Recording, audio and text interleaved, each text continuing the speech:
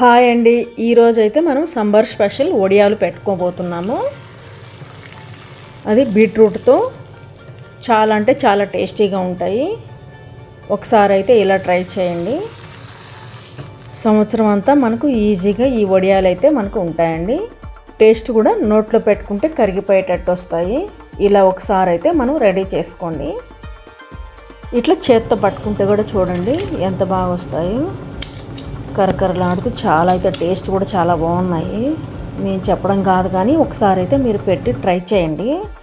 ఇప్పుడు ఒక mixie jar తీసుకొని 1/2 కప్పు సగ్గు బియ్యము మిక్సీ జార్లో వేసుకొని ఇట్లా మెత్తగా పౌడర్ లాగా చేసుకోవాలి. మనకు సైజు అయితే సన్నవి కాకుండా ఇట్లా లావు అయితేనే బాగుంటాయండి. ఎక్కువ బరకగా కాకుండా మెత్తగానే చేసుకోవాలండి పౌడర్ లాగా. ఇప్పుడు 1/2 కప్పు బియ్య పిండి కూడా యాడ్ చేసుకోవాలి. ఇది కూడా రెండు కలిపి ఒకసారి మళ్ళీ మిక్సీ పట్టుకోవాలి. పట్టుకున్న తర్వాత మనం ఆల్రెడీ బీట్రూట్ అయితే కట్ చేసి పెట్టుకున్నామండి. బీట్రూట్ వడియాలనుకున్నాం కదా, రెండు బీట్రూట్ అయితే పెద్ద సైజు కట్ చేసుకొని ఇందులో వేసేసుకోవాలి, తొక్క తీసేసి. ఇది కూడా మెత్తని పేస్ట్ లాగా చేసుకోవాలి. నేనైతే 2 గ్లాసులు వాటర్ అయితే పడ్డాయండి నాకు. ఇలా మెత్తగా పేస్ట్ లాగా చేసుకోవాలి. 1 గ్లాసు బియ్యం పిండికి మనం 9 గ్లాసులు అయితే నీళ్ళు వేసుకోవాలండి. ఇట్లా మిక్సీకి రుబ్బుకోవడానికి అన్నిటికీ కలిపి నేను చెప్తున్నాను. మిగతాటి మనము ఈ బౌల్లో వేసేసుకొని బాగా మనము మరగనివ్వాలి వాటర్ని. ఇట్లా మరుగుతున్నప్పుడు ఇప్పుడు మనం ఈ పేస్ట్ని అయితే ఇందులో యాడ్ చేసుకోవాలి, ఏదైతే మనం మిక్సీకి వేసి పెట్టుకున్నామో. ఇట్లా కొంచెం కొంచెం వేసుకుంటూ మనం కలుపుకోవాలి. అంతా ఒకేసారి వేయకుండా ఉండలు కడతాయండి. ఈ పేస్ట్ని అయితే మనం చాలా మెత్తగా అయితే గ్రైండ్ చేసుకోవాలండి. అప్పుడే మనకు వడియాలు కూడా చాలా టేస్టీగా చాలా మృదువుగా వస్తాయి, గట్టిగా లేకుండా. ఇట్లే మనము ఒక 15 నిమిషాలన్నా మినిమం కలుపుతూ ఉండాలండి. మనకైతే తెలిసిపోతుంది, కలర్ మారిపోతుంది. ఇప్పుడు మనం పక్కన పెట్టేసిన తర్వాత నేనైతే కొంచెం బాగా చల్లారిన తర్వాతనే నేను వడియాలు పెట్టుకుంటున్నాను. ఎందుకంటే ఇంట్లో టేబుల్ మీద పెట్టుకుంటున్నాను కాబట్టి. ఇంట్లో మనకు వైట్ పంచెలు కానీ ఏదైనా క్లాత్ ఉంటే కానీ అది మన ఇష్టం అండి. ఇట్లా క్లాత్ నేను కొంచెం నీళ్లు తడిపేసి టేబుల్ మీద వేసేసుకొని వడియాలు పెట్టుకోవడమే. మనకేమి ఎండేం అవసరం లేదండి.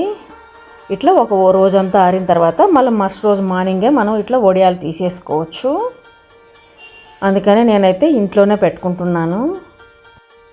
ఇట్లా మన ఇంట్లో చిన్న గంట ఉంటే గంట తీసుకొని ఒక్కొక్క స్పూన్ పోయడమే. ఇట్లా ఫ్యాన్ వేసుకుంటే మనం ఒక రోజంతా ఆరిపోతాయి. ఫ్యాన్ అయితే తప్పనిసరిగా ఉండాలండి.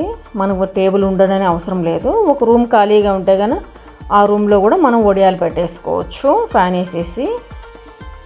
ఎంతో సింపుల్గా టేస్టీగా మనకు వడియాలు అయితే రెడీ అయిపోయినాయి. మనకు అనుకునే వాళ్ళము ఎండ ఎక్కువ ఉన్నప్పుడే మనం వడియాలు పెట్టుకోవాలని అలా ఏం లేదండి. చాలా సింపుల్గా పెట్టుకోవచ్చు, ఈజీగా కూడా. మనకి ఎండంతా పోయిందే అని భయపడడం కూడా అవసరం లేదు. పొద్దున్నే మనం 10కి లేచినా కానీ ఈ వడియాలు అయితే పెట్టేసుకోవచ్చు.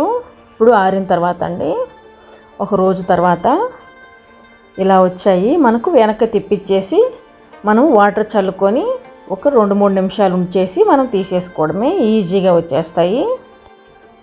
ఇప్పుడు మనము నీళ్ళు చల్లేసుకొని తీసేసుకున్నాము. ఒక్కొక్కటిగా మనం అప్పటికప్పుడే నీళ్ళు చల్లేసి అప్పటికప్పుడే తీస్తే ఇరిగిపోతాయండి. ఎందుకంటే ఎక్కువ ఆరుంటాయి కదా, అందుకని ఒక 2-3 నిమిషాలు మనం నీళ్ళు చల్లిన తర్వాత తీస్తే బాగా ఈజీగా వచ్చేస్తాయి. ఎన్ని వడియాలైనా మనము నిమిషాల్లో తీసేయచ్చు.